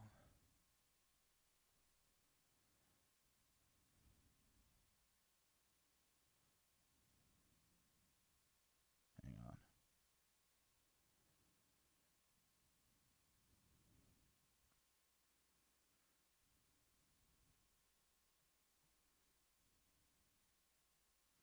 Good friend of mine, and to change subject real quick, I had to answer that. A good friend of mine, past chief from my fire company. And he has a house down here in Florida just south of me. And it was in one of the areas that was heavily hit. And we've been talking back and forth on Facebook. And, you know, he's up in New Jersey right now. So I wanted to let him know if he needs anything, let me know. You know, best I can do. He's several hours south of me, but I would run down if he needed. I mean, he'll always be a chief officer in my eyes. That's the way I was raised in the fire department. Past officers are always officers, whether you're in the department or not. So you're listening to the Reaver of Common Sense right here on SHR Media and High Plains Pundit Radio, and we will be right back.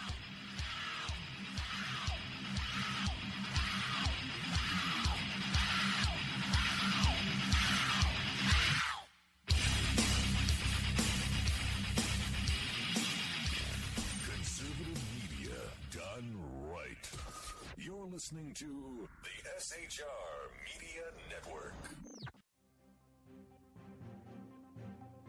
Breaking news. According to the latest report coming out of SHR Media, a merchandise store to support both the Reaver of Common Sense and SHR Media has just been unleashed to the general public. Be forewarned that this site can be contagious and numerous items can be purchased to support the best news programming. Go to Reaver.one website and click on the store link to check out the merchandise.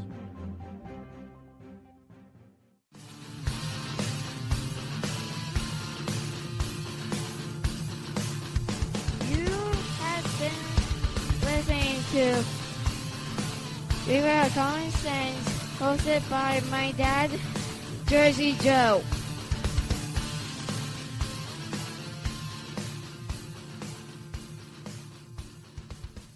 Featuring right thinking from a left brain and doing the job the American maggots won't. BZ is fundamentally changing America, one diaper at a time.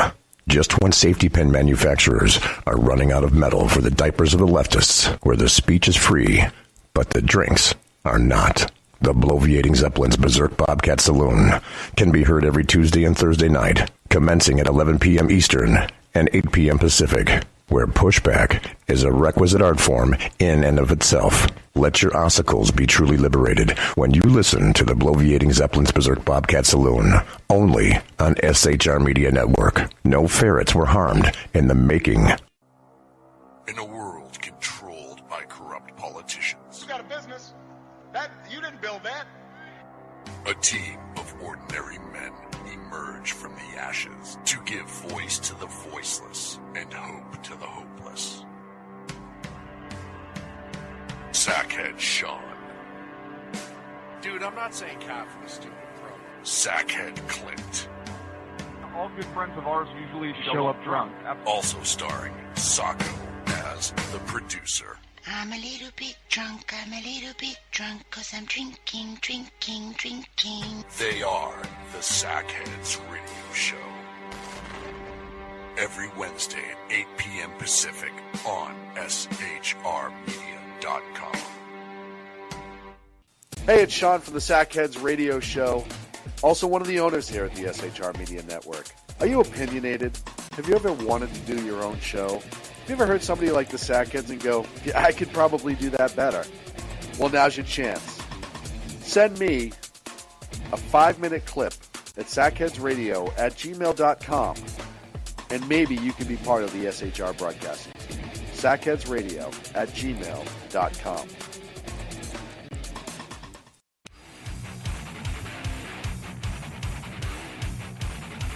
This is Jersey Joe, host of the Reaver of Common Sense, and you're listening to SHRmedia.com.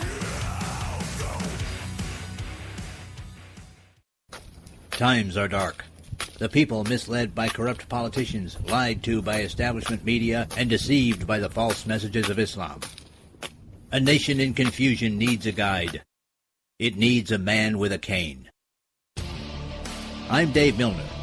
Join me on Spreaker, SHR Media, High Plains Talk Radio, Live Rebooting Liberty, and YouTube for a unique brand of commentary on the unpleasant blind guide. Because truth is not always pleasant.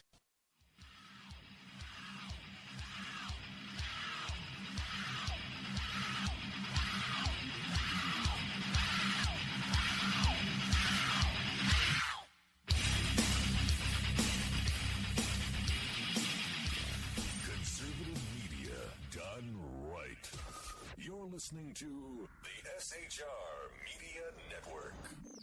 This show contains language that some viewers may find offensive. Listener discretion is advised. And now on to the show. And welcome back to the Reaver of Common Sense. I am your host, Jersey Joe, and I'm here to make sense out of the senseless. Don't forget, coming up in about 14 minutes is the Sackheads Radio Show, hosted by Sackhead Clint, Sackhead Sean, and BZ. hopefully it will be well, I know it will be a good show and all. Just, I'm hoping I can stay up the whole night is the main thing. So, let's see where we're at.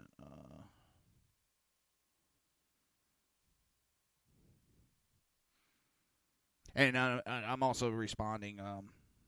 Well, the person thinks that Trump's being a man-child by using a rocket man. But like I just asked, what's your solution then?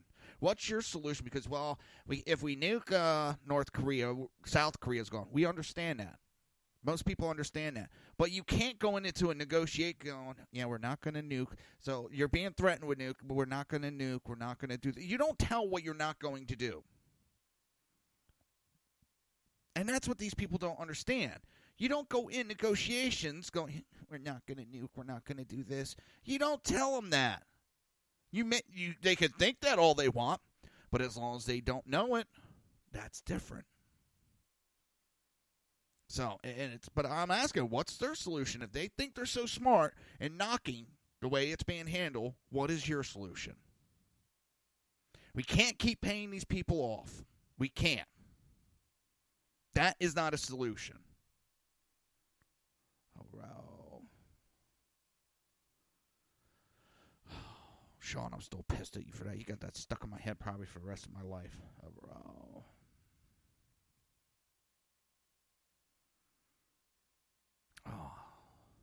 Oh, and climate realists strike back. No blaming Harvey or Irma on climate change. I believe it was yesterday and early. They're getting tired of it. A sober, fact-based analysis from researchers has debunked hysterical reactions to recent devastating hurricanes that sought to attribute these phenomena to man-made global warming. Man-made global warming did not cause Harvey and Irma, writes economist and environmental expert Nicholas Loris. As carbon dioxide and other greenhouse gases emissions have increased, there have been no trends in global tropical cycle landfall. In fact, prior to Harvey and Irma, the United States was in a 12-year hurricane drought. More importantly, the average number of hurricanes per decade reaching landfall in the U.S. has fallen over the past 160 years. The analysis went on, and unlike much of the media panic surrounding recent storms, is based on mainstream science available to anyone willing to look for it. In its most recent scientific assessment, the IPCC reported that no robust trends in annual reports of tropical storms, hurricanes, major hurricanes have been identified over the past 100 years in the North Atlantic Basin, and that there are no significant observed trends in global tropical cyclone frequency. Now, this is coming from the IPCC, which is the Intergovernmental Panel on Climate Change. They're saying it. Not deniers, not anybody else, not Trump. This is the global warming cultists. They're saying it. And they know by going out there and running their mouths like, oh my God, because Trump went out of it, global warming's going to kill us all. Global warming's causing these hurricanes. No, you're belittling and you're making your cause even harder to obtain by making fear-mongering, exaggerated statements like that. And that's the part they can't get through their heads.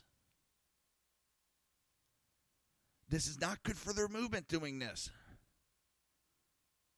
It hurts them. It makes them look like idiots. Lunatics. The sky is falling. The sky is falling. Even the NOAA, the National Oceanic Atmospheric Administration, which has promoted the idea of global warming, said that it is premature to conclude that human activity, and particularly greenhouse gas emissions that cause global warming, have already had a detectable impact on Atlantic hurricanes or global tropical cyclone activity. It's also noted that even more moderate claims, such as the idea that global warming didn't cause Harvey or Irma, but supercharged them because of high air moistures, have likewise turned out to be false.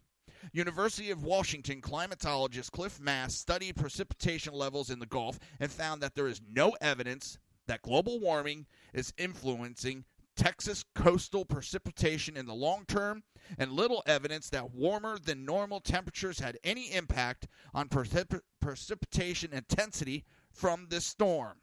Now, again, this isn't a denier. This is a global warmingist. This is one of their own. And they understand this hurts their cause when you make these exaggerated statements like this. Listen, I've said it before. Do I think there's this major environmental impact going on? No. Do I think we've hurt our environment? Yes. Do I think we need to be cautious with our environment?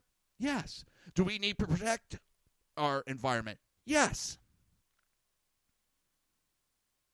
But I'll go back to what I use a lot. We have stubbed our toe. There's no need to cut our whole fucking leg off. And that's what they want to do. They want to cut the whole leg off because we stubbed our toe.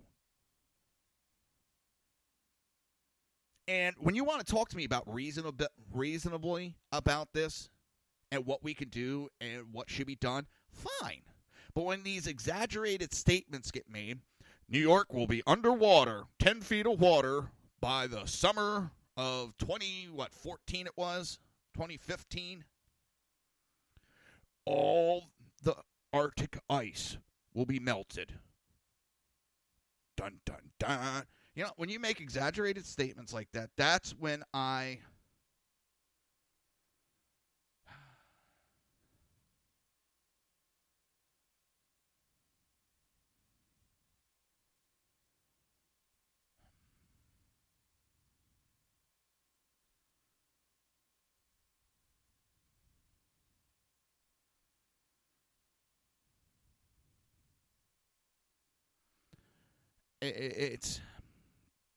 It doesn't help, and that's what pushes us a lot away. A lot of us that deny the whole global warming doesn't mean we don't believe in protecting. It's sort of like the we're against illegal immigration doesn't mean we're against immigration altogether. We have no problem with immigration.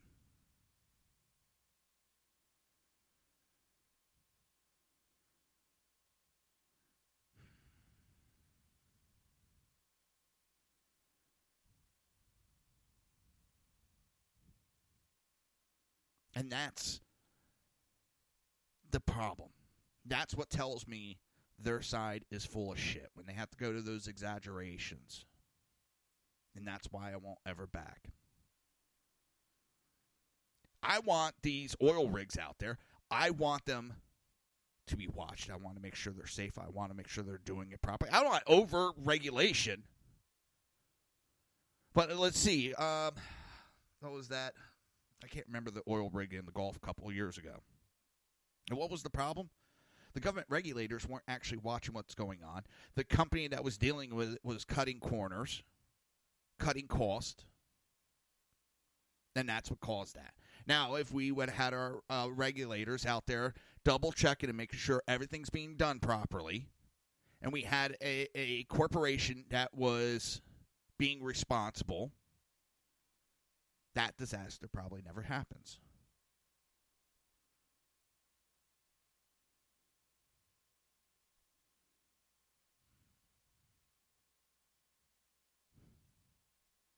And that's where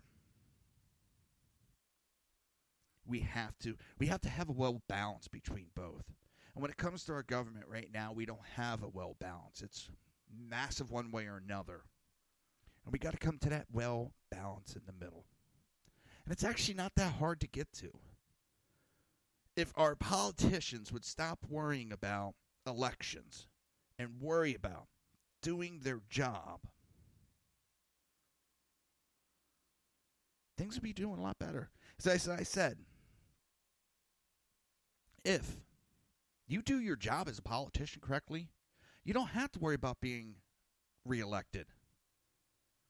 Because you've done your job properly. It will stand for your record, and it will get you reelected. It's when you do this other bullshit that will hurt you. Too many of our politicians are too worried about getting sound bites that they could use for a re-election than actually doing their job.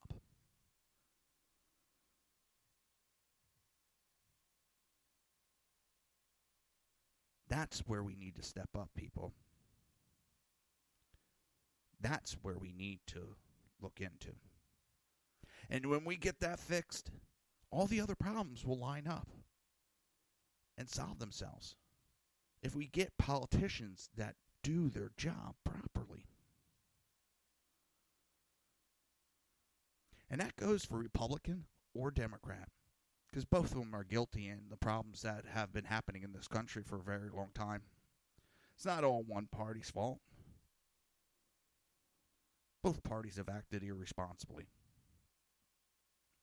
And with that, that's all for my show. I'll be back tomorrow, 9 p.m. Coming up next is, Sackhead's radio show hosted by Sackhead Clint, Sackhead Sean, and BZ. And with that, everybody have a great night. You've been listening to the Reaver of Common Sense with its host, Jersey Joe. You can tune in every day, Monday through Friday, 11 a.m. to 1 p.m. Eastern Standard Time, right here on hppundit.com and shrmedia.com.